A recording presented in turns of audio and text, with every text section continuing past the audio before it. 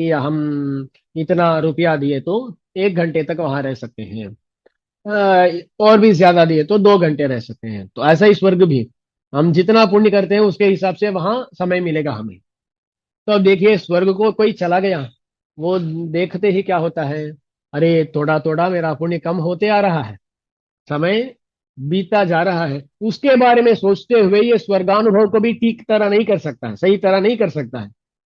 तो स्वर्ग में पात भी तस्या, मैं स्वर्ग से कब नीचे गिरने वाला हूं ऐसा सोचते हुए वो अनुभव ही ले नहीं सकता। ऐसा ही होता है, बच्चों को ये समर लीव, समर हॉलीडेज मिलते हैं ना, वो समर हॉलीडेज में क्या होता है, वो हर एक दिन ये गिनती करते रहते हैं, अरे और 10 दिन ही बाकी है, 8 दिन ही बाकी है, हफ्ता ही बाकी है। ऐसे सोचते हुए वहां उस हॉलीडेज का अनुभव कर सकते हैं ना, उसको छोड़ देते हैं।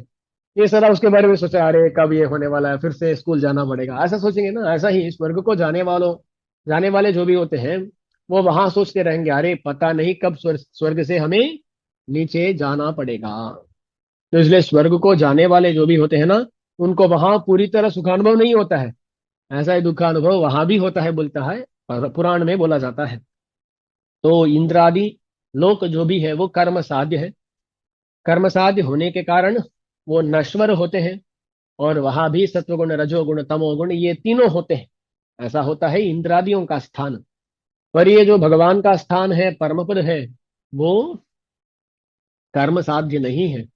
अपने कर्मों से हम कभी भी परम पद को पहुंच नहीं सकते हैं, भगवान की कृपा से ही हम पहुंच सकते हैं। भगवान प्रसन्न होकर देंगे तो तभी हम परम पद को जा सकते हैं। अब देखिए, हम हमारे कर्मों के कारण जहां जाते हैं, वो कर्म के हिसाब से वो नश्वर होता है, लिमिटेड होता है वहां का टाइम। पर यहाँ तो भगवान की कृपा से जाते हैं, भगवान की कृपा तो निरवधिक है, उसका कुछ भी अवधि नहीं होता है। इसलिए भगवान की कृपा से हमें जो परम पद मिला है, वो अनंत काल तक रहेगा, वहां से लौटना ऐसा कभी भी नहीं होता है, वो नश्वर नहीं होता है। तो कर्म साध्य नहीं है, भगवान की कृपा साध्य है, प्रीति साध्य है, और नित्य है, और शुद्ध सत्वमय है, शुद्ध सत्वमय है। और जैसा स्वर्ग में जाकर भी थोड़ा थोड़ा दुखानुभव करना पड़ता है ना, ऐसा नहीं होता है परम पद में।